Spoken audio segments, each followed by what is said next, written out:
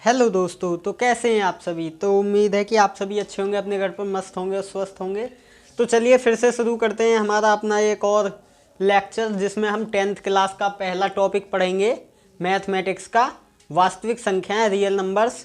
तो हमारा और आपका इस प्यारा सा चैनल AR मैथ क्लासेस। तो चलिए बिना देरी किए हम शुरू करते हैं। वास्तविक संख्याएं हमारा पहला चैप्टर है, वास्तविक संख्याएं। अरे ये क्या हो गया इसे। एक सेकंड रुकना, ज़रा दूसरा मार्कर ले लेते हैं, इसको रफ कर देते हैं। क्या होने जा रहा पता ना आज। वास्तविक संख्याएं,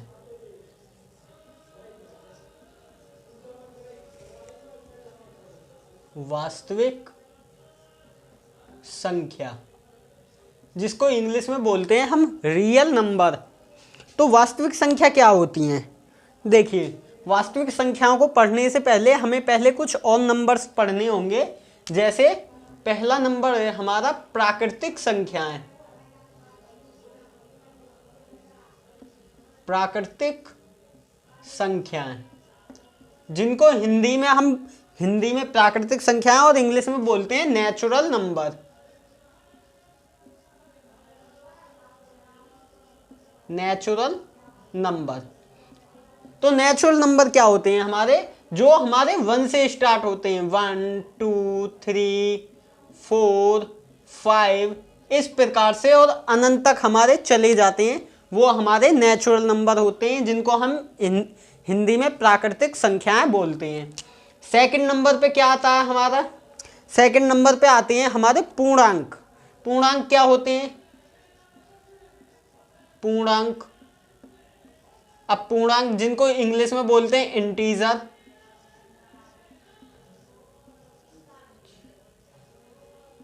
इंटीजर इंग्लिश में बोलते हैं इंटीजर। तो अब देखिए इंटीजर क्या होते हैं। इंटीजर होते हैं जिसमें हमारे प्लस वाले सारे नंबर्स और माइनस वाले सारे नंबर्स आ जाते हैं, वो हमारे इंटीजर्स होते हैं। इसको जेड से हम लिखते हैं। तो इंटीजर्स क्या होते हैं, जैसे यहाँ से मैं लिखूँ, यहाँ पर कहीं पर 0 होगा, 0 के बाद 1, 1 के बाद 2, 2 के बाद 3, 3 के बाद 4, और इस प्रकार से अनंत तक हमारा चला जाता है। और इधर जाएंगे, इधर की साइड, तो -1, -2, -3, इस प्रकार से इधर भी अनंत तक होते हैं। ये हमारे इंटीजर्स होते हैं। एक होते हैं पॉजिटिव इंटीजर्स, एक होते हैं नेगेटिव इंटीजर्स। अब पॉजिटिव इंटीजर्स कौन से होते हैं, जो प्लस वाले होते हैं, वो हमारे पॉजिटिव इंटीजर्स होते हैं। यहाँ पर प्लस आप लगा लेना, प्लस, तो वो हमारे पॉजिटिव इंटीजर्स होते हैं। और जो नेगेटिव इंटीजर्स होते हैं वो दूसरी तरफ के होते हैं, जिनके आगे हम नेगेटिव साइन दिखाते हैं, वो हमारे नेगेटिव इंटीजर्स होते हैं। तो इसके बाद देखिए, इसके बाद एक और नंबर्स आते हैं हमारे कि पूर्णांक हो गए हमारे होल नंबर्स, यानी कि हिंदी में बोलते हैं हम पूर्ण संख्याएं। तीसरा हिंदी में बोलते हैं पूर्ण संख्याएं। पूर्ण संख्या इंग्लिश में बोलते हैं होल नंबर। Whole numbers. अब होल नंबर्स क्या होते हैं हमारे, तो देखिए होल नंबर्स बस हमारे नेचुरल नंबर में एक 0 ऐड हो जाता है। 0 1 2 3 4 इस प्रकार से अनंत तक हमारे क्या होते हैं, होल नंबर्स होते हैं, जिनको हम हिंदी में पूर्ण संख्याएं बोलते हैं। तो देखिए, आपने प्राकृतिक संख्याएं समझ लिया, पूर्ण संख्याएं समझ लिया, और पूर्णांक समझ लिए, यानी कि पॉजिटिव इंटीजर्स और नेगेटिव इंटीजर्स। यदि कोई आपसे पूछता है कि पॉजिटिव इंटीजर्स और नेगेटिव इंटीजर्स, यानी कि धनात्मक पूर्णांक और ऋणात्मक पूर्णांक क्या होते हैं, तो उन्हें बता देना है स्पष्ट रूप से कि जो हमारे प्लस साइड के, जो प्लस वाले जो होते हैं, वो सभी हमारे धनात्मक पूर्णांक होते हैं, और जो माइनस वाले होते हैं वो हमारे ऋणात्मक पूर्णांक होते हैं। तो इंटीजर्स आपको समझ में आ गए। अब देखिए, अब 4th नंबर पर हम समझते हैं अपना क्या, परिमेय संख्याएं। परिमेय संख्याएं, परिमेय संख्या हिंदी में बोलते हैं, इंग्लिश में बोलते हैं इसको रेशनल नंबर।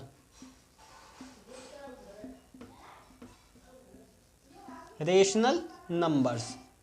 तो रेशनल नंबर्स क्या होते हैं अब हमारे, अब आप समझिए रेशनल नंबर, नाम से ही पता लग रहा है परिमेय संख्याएं। तो परिमेय संख्या कौन सी होती हैं, जिनको हम p बाई क्यू की फॉर्म में लिख सकते हैं, वो हमारी परिमेय संख्या होती हैं, p और q। जैसे मैं यहाँ पर बताना चाहूँ, जैसे परिमेय संख्याएं जिनको हम p बटा q के रूप में लिख सकते हैं, और q की वैल्यू 0 नहीं होनी चाहिए, q की वैल्यू 0 नहीं होगी। यदि हमारी 0 हो जाएगी तो क्या होगा, q की वैल्यू यदि हम यहाँ पर 0 रख देंगे, और p कोई भी एक पूर्णांक है, पूर्णांक का मतलब है इंटीजर है, ये दोनों p और q क्या है, पूर्णांक है, p और q। यदि q की वैल्यू हम 0 रख देंगे तो 0 से क्या होगा, ये इनफाइनाइट हो जाएगा नंबर। जैसे कि मैं आपको बताना चाहूँ p बाई क्यू हमने लिया है, तो q की जगह, p की जगह हम कोई भी एक इंटीजर रखते हैं -3, जैसे हमने -3 रखा, और q की जगह हमने 0 रख दिया, तो 0 का जब 3 में भाग देंगे तो वो जाएगा इनफाइनाइट। तो इसलिए हम q की वैल्यू 0 नहीं रखते हैं। तो आई होप कि आपको ये चीज़ें समझ में आ गई होंगी। सिंपल सी चीज़ें हैं, बहुत ही रियल बेसिक सा लेक्चर है आज, ज़्यादा कुछ नहीं पढ़ाएंगे, बस आपको आज एक यूक्लिड विभाजन प्रमेय का आपको समझाएंगे, उसके बाद इसको समाप्त करेंगे। तो देखिए p बाई क्यू की फॉर्म में हम लिखते हैं, तो p क्या है, p और q क्या होते हैं, पूर्णांक होते हैं, पूर्णांक, जहां p और q पूर्णांक, जहां p और q, p, q दोनों ही हमारे पूर्णांक होते हैं। तो पूर्णांक को हम कैसे लिखते हैं, पूर्णांक को या तो वो माइनस के हो सकते हैं या प्लस के पूर्णांक हो सकते हैं, लेकिन होंगे हमारे पूर्णांक ही। तो आपको परिमेय संख्या समझ में आ गई, कौन सी परिमेय संख्या होती हैं, जिनको हम p बटा q के रूप में लिख सकते हैं। अब देखिए p बटा q के रूप में कैसे लिख सकते हैं, तो देखिए जैसे ये -3 है, -3, तो इसके अंडर में हम 1 रख देंगे, तो ये क्या है, ये भी एक पूर्णांक है, और ये क्या है, ये भी एक पूर्णांक है, तो दोनों p बाई क्यू की फॉर्म आ जाती है। अब देखो एक चीज़ समझना, बहुत ही कॉन्सेप्चुअल चीज़ें हैं ये, रियल नंबर्स, अपरिमेय संख्याएं भी आएंगी इसके बाद। अपरिमेय संख्या क्या होती है, अगर हम √2 माने, √2, तो इसको हम नहीं लिख सकते, क्योंकि ये क्या है, ये एक पूर्णांक नहीं है। पूर्णांक क्या है, अगर आप कहोगे कि इसके नीचे 1 रख दें तो ये एक परिमेय संख्या हो जाएगी, लेकिन ये परिमेय संख्या नहीं होगी, क्योंकि ये √2 है, और √2 हमें पूर्णांक में कहीं भी नजर आ रहा है, -3, -2, -1, 0, 1, 2, 3, 4, इस तरह अनंत तक, और इधर माइनस के नेगेटिव अनंत तक, तो इनमें कहीं √2 आपको नजर आ रहा है, नहीं आ रहा नजर। तो इसलिए हमारा √2 क्या है, √2 वाली कोई भी संख्या हो अंडर रूट वाली, वो हमारी परिमेय संख्या नहीं होगी। तो आई होप कि आपको ये चीज़ें समझ में आ गई होंगी, क्लियर हो गई होंगी। अब आप देखिए, क्या सारे, अगर कोई आपसे पूछे क्या सारे नेचुरल नंबर परिमेय संख्याएं हैं, तो आपको बोलना है यस, यस, सारे नेचुरल नंबर जो हैं, नेचुरल नंबर,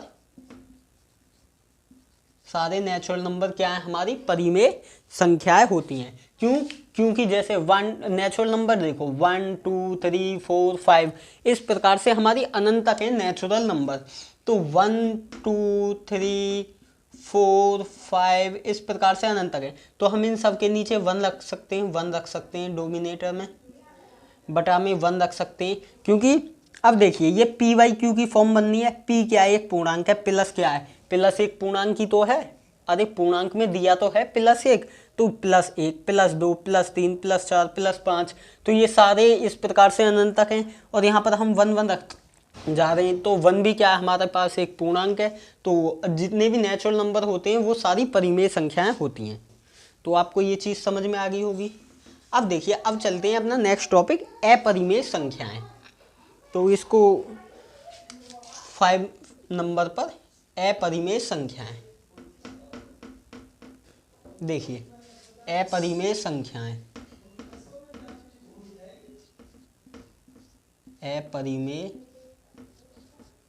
अपरिमेय संख्या, जिनको इंग्लिश में बोलते हैं इरेशनल नंबर।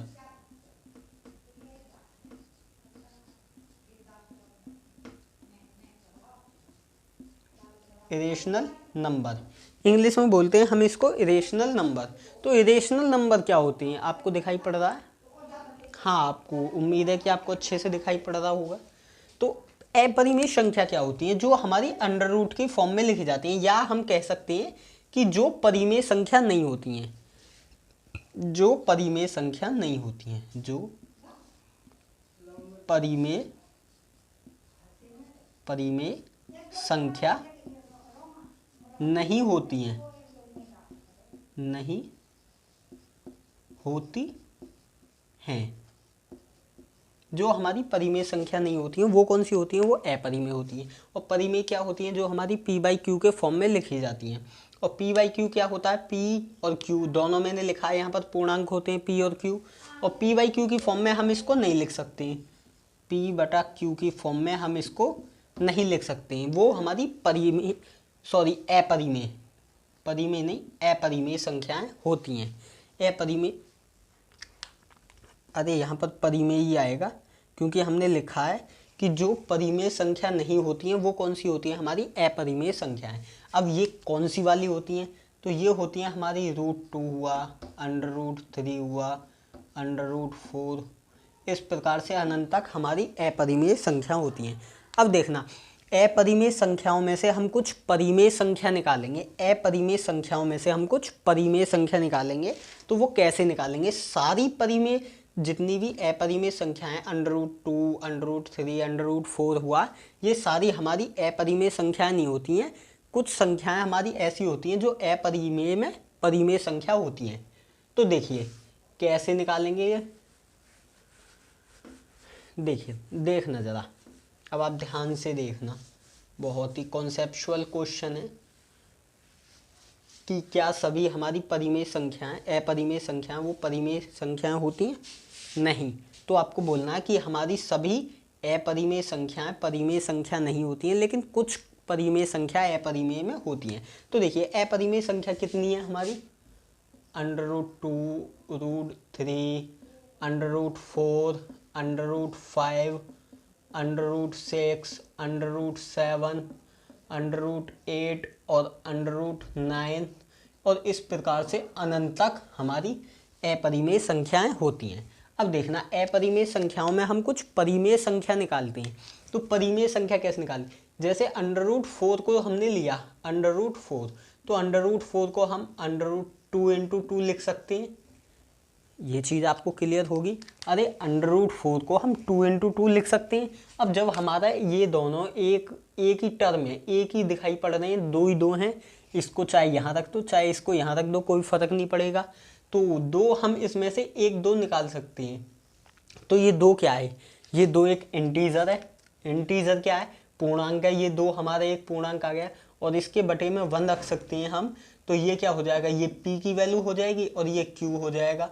तो क्या हो जाएगा कि हमारा √4 एक परिमेय संख्या है, परिमेय संख्या है। तो इस प्रकार से आपको समझ में आया होगा कि √4 जिसका हम स्क्वायर रूट निकाल सकते हैं, जैसे 4 हुआ, √9 हुआ, √9 को हम 3 × 3 लिख सकते हैं, √3 × 3, तो = 3 लिख देंगे। तो इसमें से एक निकाल लिया, इसके नीचे एक रख देंगे। तो क्या ये p/q की फॉर्म नहीं बन रही? तो क्या ये परिमेय संख्या नहीं है? अब आप कहोगे यस सर परिमेय संख्या है, परिमेय संख्या है। तो बस यही है। आपको कुछ नोट डाउन करना हो तो स्क्रीनशॉट ले लीजिए और नोट डाउन कर लीजिए। उम्मीद है आपको अच्छे से दिखाई भी पड़ रहा होगा और समझ में भी आ रहा होगा। तो चलिए रफ कर देते हैं इसको। इसके बाद देखते हैं हम रियल नंबर्स। रियल नंबर्स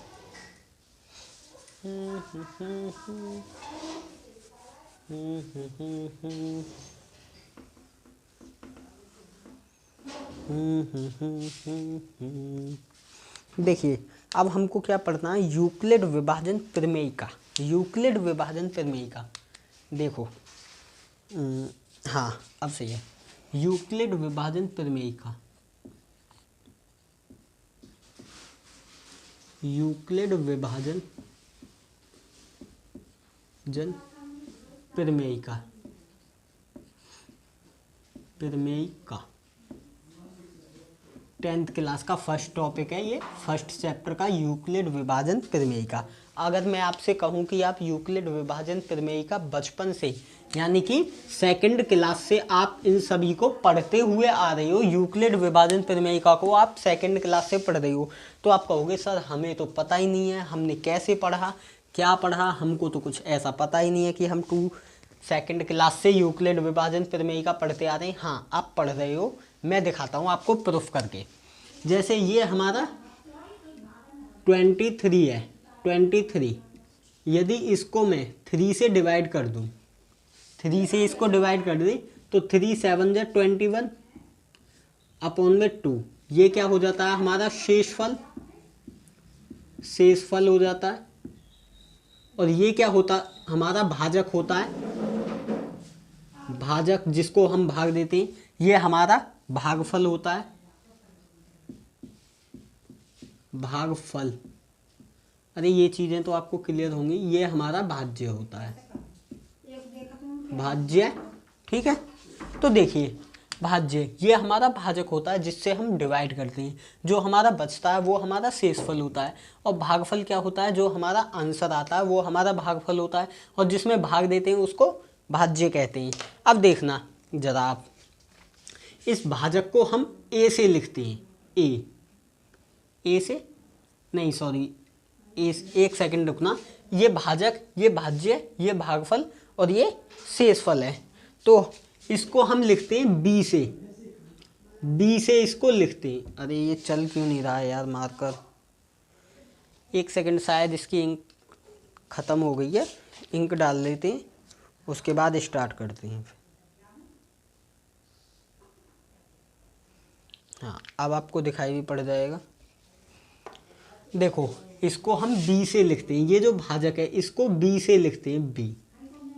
अब आपको दिखाई पड़ रहा होगा, इसको बी से लिखते हैं, इसको हम आर से लिखते हैं, आर शेषफल, आर। अरे ये नहीं चल रहा यार, इसी से करते हैं चलो काम। इसको हम बी से लिखते हैं और इस शेषफल को हम आर से लिखते हैं, आर। इसको भाज्य को हम ए से लिखते हैं और भागफल को हम किस से लिखते हैं, क्यू से। इसको क्यू से लिखते हैं, क्यू यानी कि जो हमारा भागफल आता है, भाज्य जो जिसमें हमने भाग दिया उसको ए से लिखते हैं। जो हमारा भाजक होता है 3, जैसे हमने यहाँ पर 3 भाजक लिया है तो उसको हम बी से लिखते हैं, शेषफल को आर से लिखते हैं। तो इस प्रकार से यदि हम इसको देखें, इस 23 को 23, इस 23 को हम क्या लिख सकते हैं, ये देखना 23 7 इंटू में 3 प्लस का 2, तो 23 इज इक्वल टू 7 3 जा 21 प्लस का 2, तो 23 इक्वल टू 23, इसको ऐसे लिख देंगे हम। तो ये चीज़ आपको क्लियर होगी कि 23 इज इक्वल टू, हमने 23 लिख दिया है। देखो 23 21 प्लस 2 23 इज इक्वल टू 23 हमने लिख दिया है। अब देखना ये 23 है, यहाँ पर देखना ये 7 इंटू 3, इसको मैं नीचे से रफ कर देता हूँ।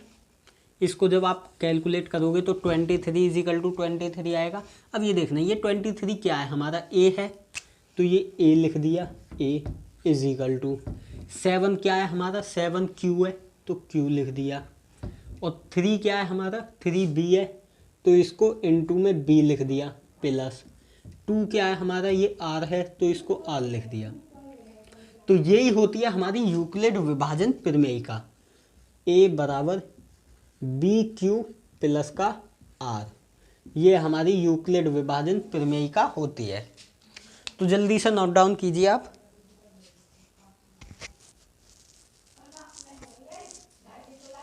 और इसमें हमेशा एक चीज़ हमेशा याद रखना, क्या, देखो इसको जब आप बनाओगे, इसकी मैं थ्योरी में लिख देता हूँ इसको हिंदी में, वैसे तो मैंने आपको वैसे बता ही दिया है, लेकिन चलिए छोड़िए उसको, छोड़िए। अब आप देखिए आर जो है, आर की वैल्यू, आर की हमें वैल्यू हमेशा इससे तो छोटी मिलेगी, इससे छोटी मिलेगी, क्योंकि यदि इससे बड़ी होगी या इसके बराबर होगी तो दोबारा भाग चला जाएगा। अब आप एक बात समझिए, यदि यहाँ पर 20 शेषफल बचता तो 3 का 20 में और डिवाइड हो जाता, यदि यहाँ पर 3 शेषफल बचता 3, तो 3 का एक बार और डिवाइड हो जाता। तो इसलिए अब आप हमेशा इसको याद रखना कि b की जो वैल्यू है, b की वैल्यू वो कैसे लिखेंगे हम, b की वैल्यू r से तो छोटी, यानी कि एक सेकेंड आप ज़रा रुकना।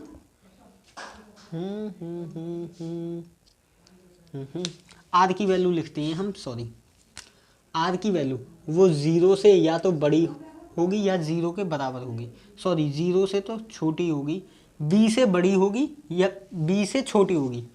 ये b लिख, अरे एक सेकंड मैं ज़रा कंफ्यूज हो रहा हूँ। r की वैल्यू इससे छोटी होनी चाहिए हमेशा b से तो छोटी, तो इसको r को लिखेंगे b से छोटा, और 0 के बराबर या 0 से बड़ी, 0 के बराबर भी हो सकती है या 0 से बड़ी भी हो सकती है। तो ऐसे आप लिखोगे कि b की वैल्यू हमारी r से छोटी होगी हमेशा।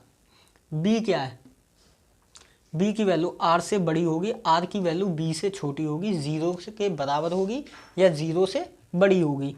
r की वैल्यू यहाँ पर देखिए 2 है, तो ये 0 से बड़ी है r की वैल्यू, लेकिन b से हमेशा छोटी होगी, इससे हमेशा छोटी होगी, लेकिन इससे बड़ी होगी या 0 के बराबर भी हो सकती है। अब आप एक चीज़ समझना, मान लिया यदि यहाँ पर 23 है और यहाँ पर हमारा 0 शेषफल बचता, बहुत सी बार ऐसा होता है, जैसे यहाँ पर 2 है, हमने 2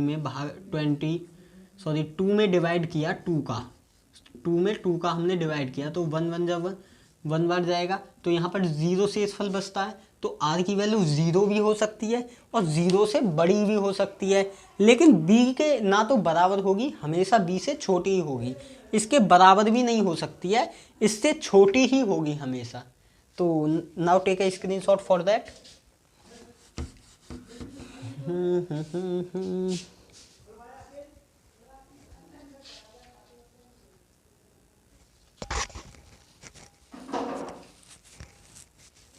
तो देखिए क्या है, इसको हम थ्योरेटिकल कैसे लिख सकते हैं कि यदि दो धनात्मक पूर्णांक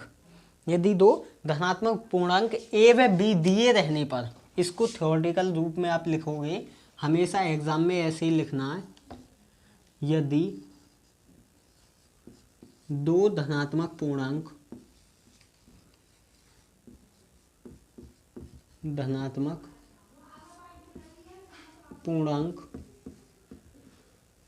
a व b दिए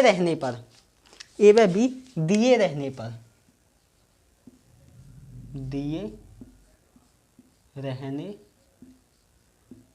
पर, ऐसी दो संख्याएं, ऐसी अद्वितीय पूर्ण संख्याएं दिए रहने पर, ऐसी अद्वितीय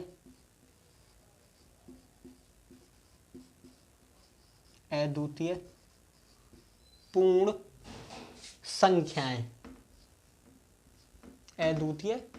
संख्याएं Q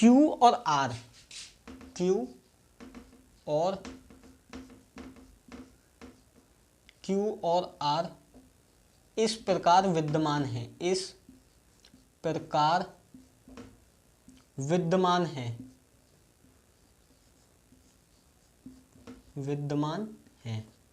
अब आप देखना जरा, मैं ज़रा साइड होता हूँ। मैंने क्या लिखा है, यदि दो धनात्मक पूर्णांक a व b दिए रहने पर ऐसी अद्वितीय पूर्ण संख्या Q और R इस प्रकार विद्यमान है कि a बराबर BQ प्लस R, और R की वैल्यू 0 से बड़ी और 0 के बराबर और b से हमेशा छोटी होगी। अब मैं आपको एग्जाम्पल भी कराऊंगा एक आध, ज़रा देखना, आपको यहाँ पर दिखाई नहीं पड़ रहा, मैं नीचे करता हूँ ज़रा, हाँ अब दिखाई दिया, 0 के बराबर या 0 से बड़ी R की वैल्यू और b से हमेशा छोटी होगी। तो अब आपको